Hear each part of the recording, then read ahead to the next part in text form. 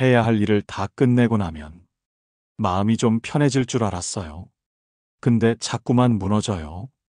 왜일까요? 내가 잘못 산 걸까요?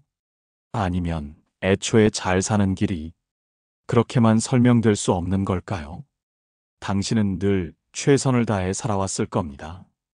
아침이면 일어나고, 늦어도 안 되고, 게으르면 안 되고, 부르면 달려가야 하고, 무례하면 참아야 했죠. 누구보다 성실했기에 당신은 어디서든 환영받고 필요했을 겁니다. 그런데 이상하게도 그 모든 걸 해내고 난 뒤의 마음은 언제나 조금 허전했을 거예요. 그 공허는 무언가를 잘못했기 때문이 아니라 어쩌면 너무 잘해왔기 때문입니다. 칸트는 인간의 내면에 이성으로 꿰뚫는 도덕 법칙이 있다고 보았습니다. 우리는 그 법칙에 따라 기꺼이 의무를 이행할 수 있어야 한다고 했죠. 그는 말했습니다. 도덕은 기쁨을 위한 것이 아니라 기쁨이 없어도 지켜야 할 것이라고. 그 말은 오랜 시간 많은 이들의 삶을 붙드는 강철 같은 말이었습니다. 하지만 니체는 그 강철을 한 번 더 물끄러미 들여다보았죠. 그는 질문합니다. 너는 너의 의무를 위해 살고 있는가? 아니면 남이 시킨 오름을 따라가며 스스로를 잃고 있는가? 성실은 분명 소중한 미덕입니다. 그러나 성실함이라는 외피에 지금의 당신이 갇혀 있다면 그건 당신의 본 모습을 서서히 잊게 만드는 덫이 될 수도 있습니다. 기계처럼 성실한 사람은 언젠가 자기 안에 살아있는 감각을 잃습니다. 왜 사는지보다 어떻게 살아남을지만 생각하게 되죠. 니체는 그런 삶을 도덕적 무감각이라고 불렀습니다. 당신이 착하고 성실한 사람이었다면 바로 그 지점에서 질문이 필요하다고요. 내가 걸어온 길은 정말 내 의지였을까? 아니면 타인의 시선을 내 삶의 나침반으로 삼아버린 걸까? 이 물음은 당신을 괴롭히기 위한 것이 아닙니다. 오히려 당신을 다시 숨쉬게 하려는 시작입니다. 삶은 한 방향으로만 충직하게 살아갈 때 언제든 지치고 휘청일 수밖에 없습니다. 바람은 일정한 방향으로만 불지 않고 강물은 곧게만 흐르지 않죠. 그런데 어째서 우리는 단선적인 삶을 정답이라 믿고 그 속에서 행복도 찾아낼 수 있으리라 기대했을까요? 당신이 지금 느끼는 무력감, 그건 무능 때문이 아니라 한 방향으로만 자신을 밀어붙여 온 데서 비롯된 내면의 목소리일 수 있습니다. 성실하게 잘해왔으니까 이제는 스스로에게 묻고 또 물어야 합니다. 나는 지금 나를 살리고 있는가? 아니면 내가 만들어 놓은 도덕의 틀 속에 갇혀버린 걸까? 철학은 여기에 명확한 해답을 주진 않지만 그 물음을 포기하지 않게 도와줍니다. 당신은 옳게 살아온 사람이에요. 이제부터는 나답게 살아가야 할 때입니다. 착하다는 말은 언젠가부터 칭찬이 아니라 버거운 족쇄처럼 느껴지기 시작했습니다. 너무 많이 참았고, 너무 오래 양보했고, 너무 자주 미뤘습니다. 자기 자신을요. 남이 나를 나쁘게 생각할까봐 불편해하지 않도록 조심했고, 더 잘해보려고 애썼고, 그 모든 순간에 한 사람만 계속 비껴나 있었습니다. 바로 당신 자신이요. 칸트는 선을 의무로 삼는 사람이야말로 도덕적으로 고결하다고 여겼습니다. 누군가를 위해 양보하고 기꺼이 책임을 감당하는 그 자세 속에 인간다움이 있다고 했죠. 그러나 철학은 언제나 그 반대편에서도 질문을 건넵니다. 니체는 이렇게 묻습니다. 남을 위한다는 이름으로 너는 너를 어디까지 포기했는가? 자기 희생은 아름답지만 그게 습관이 되면 이내 자아의 윤곽이 흐려집니다. 다른 사람이 기분 나쁘지 않도록 자신의 진심을 삼키는 일이 반복되면 그 마음 안에서 서서히 분노가 자랍니다. 그건 타인을 향한 분노가 아닙니다. 애초에 자신을 지켜주지 못한 나 자신에 대한 은밀한 원망이죠. 그래서 착한 사람일수록 마음이 먼저 무너집니다. 언뜻 멀쩡해 보이지만 속은 허물처럼 쉽게 쓸려나가고 밤이 되면 아무 일도 없었는데도 막연한 눈물이 고이곤 하죠. 왜 나는 이렇게까지 해야 했을까? 이걸 참는 게 정말 좋은 걸까? 언제쯤 나는 나를 먼저 챙길 수 있을까? 이 물음들은 당신이 무너졌다는 증거가 아닙니다. 오히려 그 반대예요. 그건 당신 안의 생명력이 다시 말 걸기 시작한 신호입니다. 나라는 존재가 단순히 성실하고 착한 틀 안에 가둬지길 거부하고 진짜 자기 자신으로 살아가고 싶어 한다는 외침입니다. 니체는 이렇게 표현했죠. 너의 내면에 살아있는 생명을 따르라. 그것이 도덕보다 더 깊은 진실을 품고 있다. 착함은 타인을 위한 힘이 아니라 자기 자신과의 관계에서 시작되어야 한다고요. 그러니 너무 오래 타인을 중심에 두고 살아오셨다면 이제는 중심을 조금 바꿔보셔도 됩니다. 철학은 말합니다.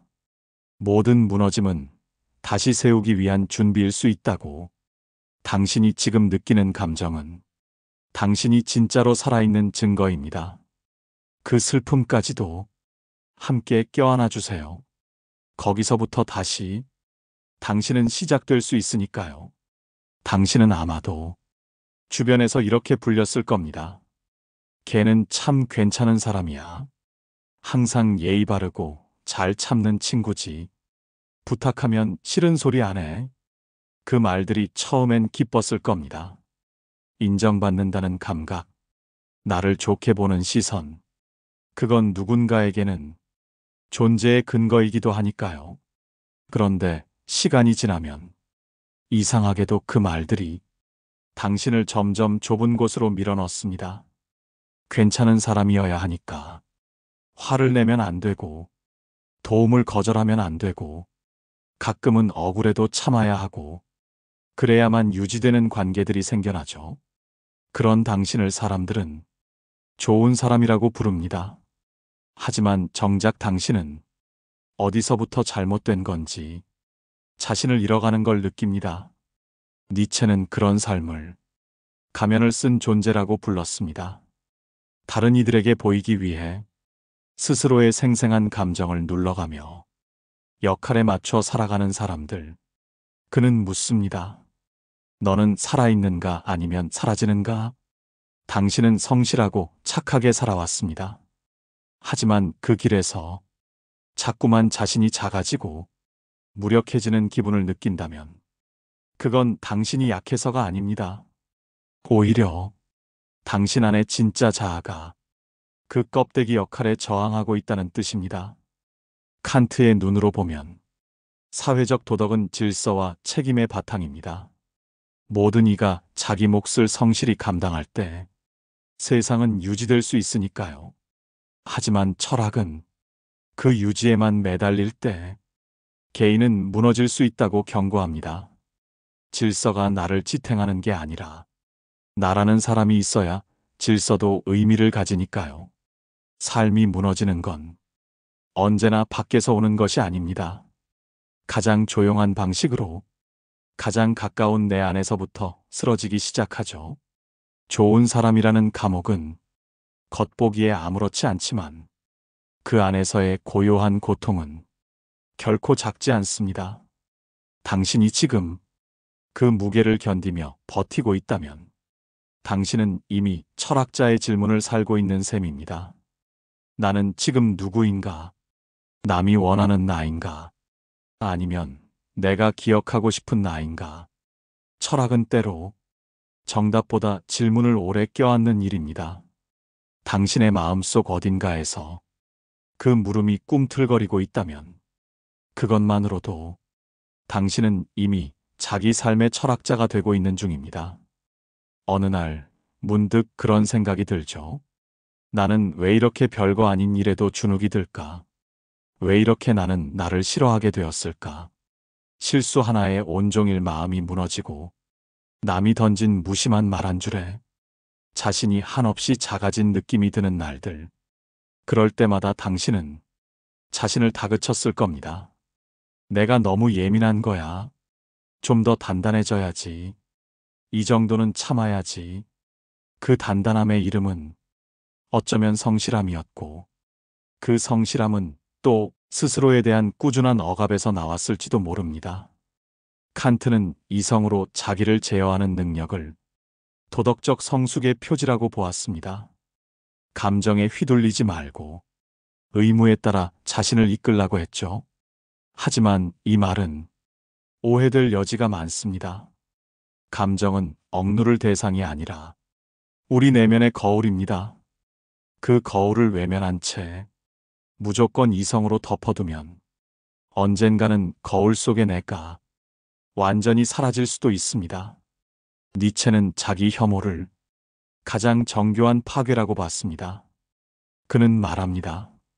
너는 너의 그림자까지 미워하고 있지 않느냐? 그림자란 나의 결핍과 상처, 한때 무력했던 모습, 그리고 미처 받아들이지 못한 감정들입니다. 우리는 그런 그림자를 철저히 감추려 애쓰고 그걸 들키지 않기 위해 더 착하고 더 성실하고 더 열심히 살려고 합니다. 하지만 그림자를 도려낸 채 빛만으로 살아가는 존재는 없습니다. 그림자는 사라져야 할 게 아니라 안아야 할 것입니다. 그 안에야말로 내가 정말로 누구였는지를 알려주는 정직한 흔적이 남아있기 때문입니다. 당신이 지금 느끼는 자기 혐오, 그건 삶이 무너진 게 아니라 당신이 진짜 나를 회복하기 위한 경계선에 있다는 신호일 수 있습니다. 왜 나는 이렇게밖에 못했을까가 아니라 나는 왜 나에게만 이렇게 엄격했을까? 그 질문으로 방향을 틀어야 합니다. 성실한 당신은 자신에게 가장 가혹한 사람이기도 했습니다. 철학은 말합니다.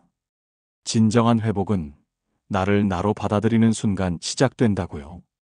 당신이 그 순간을 마주할 수 있다면 성실함은 더 이상 의무가 아니라 삶의 순결로 바뀔 수 있습니다. 어릴 때부터 우리는 참는 법을 배워왔습니다. 화가 나도, 눈물이 나도, 억울해도 표정 관리부터 해야 했고, 좋은 사람은 말을 아끼고, 욕심을 감추고, 상대의 입장을 먼저 생각해야 한다고 배웠죠. 그렇게 우리는 사회적으로 괜찮은 사람이 되는 법을 정확히 배웠습니다. 하지만 누구도 나를 드러내는 법은 가르쳐 주지 않았습니다. 감정을 말로 표현하는 건 이기적인 거라고 여겨졌고, 상처받았다고 말하는 건 약한 사람의 행동이라며 스스로 눌렀습니다. 그러다 보니 어느 순간부터 나는 지금 어떤 감정을 느끼고 있는가를 묻는 일조차 서툴러졌죠. 철학자 칸트는 도덕이란 사회 전체의 질서를 위한 최소한의 장치라고 보았습니다. 그 안에서 개인은 책임과 자제를 통해 전체의 선을 실현해야 한다고 했죠. 그 말이 틀린 건 아니지만 그 질서 속에서 나라는 존재가 완전히 희미해졌다면 그건 철학이 아닌 훈육이 되어버린 셈입니다. 니체는 그런 삶을 도덕의 노예라고 표현했습니다. 그는 말합니다. 너는 타인을 위해 얼마나 잘 참았는가. 하지만 너 자신에게는 얼마나 솔직했는가. 참는 삶은 잠시 질서를 지킬 수는 있어도 오래도록 자기를 지킬 수는 없습니다.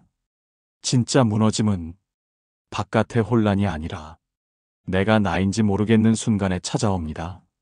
삶이 마모되는 지점은 의외로 작고 조용한 구석에서 시작됩니다. 말하고 싶었지만 참았던 순간, 울고 싶었지만 버텼던 순간, 싫다고 말하고 싶었지만 웃으며 넘겼던 순간들, 그 모든 침묵은 당신의 자아를 조금씩 안으로부터 파고들었습니다. 이제는 물어야 합니다. 나는 정말 참아야 했던 걸까? 아니면 표현하는 법을 모른 채 두려움에 익숙해져 있었던 걸까? 철학은 때로 그 두려움을 직면하는 일에서 시작됩니다. 성실하고 좋은 사람이기 전에 살아있는 나여야 하니까요.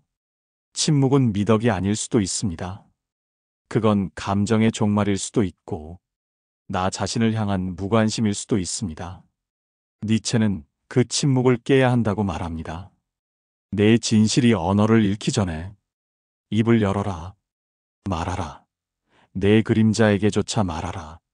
그 말은 화내고 고함치라는 뜻이 아닙니다. 당신 자신에게만큼은 이제 솔직해지라는 뜻입니다. 당신은 충분히 오래 참았습니다. 이제는 당신의 내면이 말할 차례입니다. 당신은 스스로에게 물어본 적이 있나요? 나는 언제부터 나가 아닌 듯한 기분이 들었는지. 사람들은 당신을 일 잘하는 동료로, 착한 자식으로, 믿을 만한 친구로 불러왔습니다. 하지만 정작 당신이 당신을 부를 때 그 이름은 어딘가 텅 비어 있진 않았나요? 일을 끝내도 허전하고, 관계는 있는데 외롭고, 하루를 다 살아냈는데도 살았다는 실감이 나지 않을 때가 있습니다. 그건 당신이 잘못해서가 아니라 너무 오랫동안 자신을 역할로만 존재시켜왔기 때문입니다. 칸트는 인간에게 자기 자신을 존중할 의무가 있다고 말했습니다. 자신을 단지 수단으로 여기지 말고 목적 그 자체로 대하라고 했죠. 그 말은 결국 내가 나를 어떻게 다루느냐가 내 존재 전체를 결정한다는 뜻입니다. 그런데 우리는 자신을 대하는 데에만큼은 참 야박해져 있었습니다. 쉬면 게으르다 하고, 힘들다 말하면 못난 사람 같다 하고, 버티지 못하면 패배자 같아 보이고, 그 모든 기준을 남에게서 배운 채 스스로에게 들이댔습니다. 그렇게 나는 해야 하는 나만 남기고 살고 싶은 나를 하나씩 잃어갔습니다. 니체는 이를 가장 조용한 방식의 죽음이라 했습니다. 겉은 살아있으나 자아는 점점 사라져가는 삶. 그는 묻습니다. 너는 너를 위해 살아본 적이 있는가? 그 질문 앞에서 당황한 채 멈춰서는 순간이 있다면 당신은 여전히 살아있다는 증거입니다. 당신은 누군가의 기대를 지키기 위해 참 많은 걸 포기해왔습니다. 하지만 그 기대가 과연 당신을 살게 했던가요? 아니면 점점 흐리게 만들었을까요? 이제는 거기서 멈춰야 할지도 모릅니다. 삶이 흐릿해질수록 철학은 더 선명한 질문을 건넵니다. 당신은 지금 누구로 살고 있는가? 당신은 지금 무엇을 위해 견디고 있는가? 이 물음은 당신을 흔들기 위해서가 아니라 당신을 다시 찾게 하기 위해 존재합니다. 당신이 지켜온 성실함은 결코 잘못이 아니었습니다. 그건 당신이 삶을 포기하지 않았다는 증거입니다. 그러니 이제는 그 성실함의 방향을 조금만 자신 쪽으로 돌려보세요. 역할이 아닌 당신이라는 존재로 하루를 견뎌낼 수 있다면 그 순간부터 삶은 다시 선명해지기 시작할 겁니다. 가끔은 아무것도 하지 않았는데도 내가 잘못한 것 같을 때가 있죠. 쉬고 있으면 불안하고, 즐거운 순간에도 마음 한쪽이 무겁고, 누가 불편해하면 그게 전부 내 탓 같기도 합니다. 그건 당신이 늘 누군가를 먼저 생각해왔다는 증거입니다. 상대의 눈치, 감정, 말투 하나까지 섬세하게 살펴왔다는 뜻이죠. 하지만 그 섬세함은 점점 당신 자신에게로 되돌아오는 길을 잃어버렸습니다. 철학자 칸트는 인간은 그 자체로 존엄한 존재이며 어떤 경우에도 자기 자신을 수단으로 삼아선 안 된다고 말했습니다. 타인을 위해 봉사할 수는 있지만 그 봉사의 이유가 자기 혐오나 낮은 자존감이어선 안 된다고요. 그러나 우리는 자주 나 자신을 증명해야 하는 존재처럼 다룹니다. 인정받아야 괜찮은 사람, 필요해야 살아있는 사람, 잘해야 겨우 존재해도 되는 사람. 그 기준에 익숙해질수록 자기 자신에 대한 믿음은 조금씩 달아갑니다. 니체는 말합니다. 타인의 칭찬으로 버티는 자는 언제나 굶주릴 것이다. 당신이 지금 칭찬이 없으면 무기력하고 결과가 없으면 허무하다면 그건 당신이 약해서가 아닙니다. 그만큼 너무 오래 자기 자신에게 인색했기 때문입니다. 자기 존중은 거창한 자기 사랑이 아닙니다. 그건 지금의 나로도 괜찮다고 한 번쯤 고개 끄덕여주는 일입니다. 하루를 망쳤다고 해도, 모두에게 친절하지 못해도, 때로는 부정적인 감정을 품었다고 해도 그 모든 당신이 인간으로서 충분히 자연스럽다는 것을 당신 자신이 먼저 받아들여야 합니다. 삶이란 늘 좋은 모습으로만 채워지는 것이 아닙니다. 철학은 묻습니다. 당신은 당신의 불완전함까지 제자리로 초대할 수 있는가? 그 물음에 선뜻 예라고 답할 수 없다면 괜찮습니다. 그건 지금 당신이 정직하게 살아가고 있다는 증거입니다.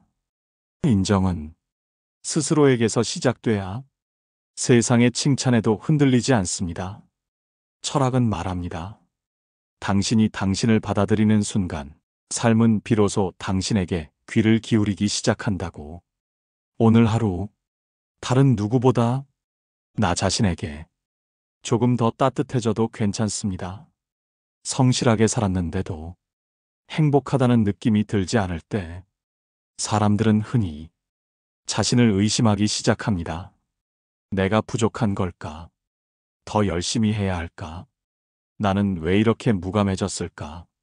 그러나 그 질문의 방향은 언제나 나에게만 향해 있습니다.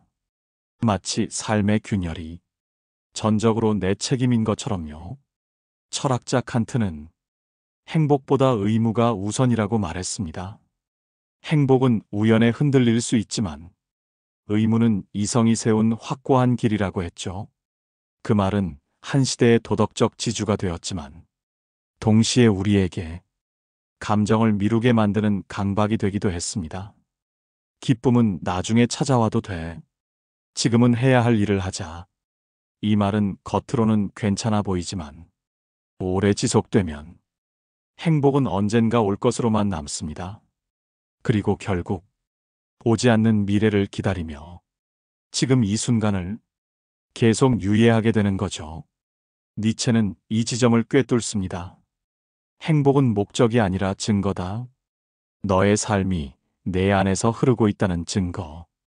행복하지 않다는 건 당신이 잘못 살았다는 뜻이 아니라 지금의 삶이 당신의 내면과 어긋나 있다는 신호일 수 있습니다. 당신은 분명 누구보다 책임감 있고 성실하게 살아왔을 겁니다. 하지만 그 성실함이 내가 아닌 타인을 중심에 둔 것이었다면 그 삶은 점점 자기 자신에게 낯설어집니다. 사는 게 고된 건 하기 싫은 일을 해서가 아니라 내가 왜 이걸 하고 있는지를 모를 때입니다. 당신은 지금의 삶이 의미 있다고 느끼시나요? 그 의미가 당신 안에서 시작된 것이 맞을까요? 행복은 외부의 조건이 아니라 내면의 정합성입니다. 내가 내 삶의 주어로 서 있을 때 비로소 그것은 감각될 수 있습니다. 철학은 말합니다. 삶은 증명하는 것이 아니라 느껴야 하는 것이다. 무감해진 심장은 더 큰 노력이 필요한 게 아니라 멈춰서 내 안의 소리를 듣는 일이 먼저입니다. 무엇이 나를 지치게 했고 어디서 나는 나를 잃었는지를 조용히 들여다보는 일. 행복은 그 질문을 외면하지 않을 때 조용히 당신 곁에 앉기 시작할 겁니다. 지금 당신에게 필요한 건 더 열심히가 아니라 한번 멈추어 당신의 삶을 당신 쪽으로 되돌려 놓는 일일지도 모릅니다.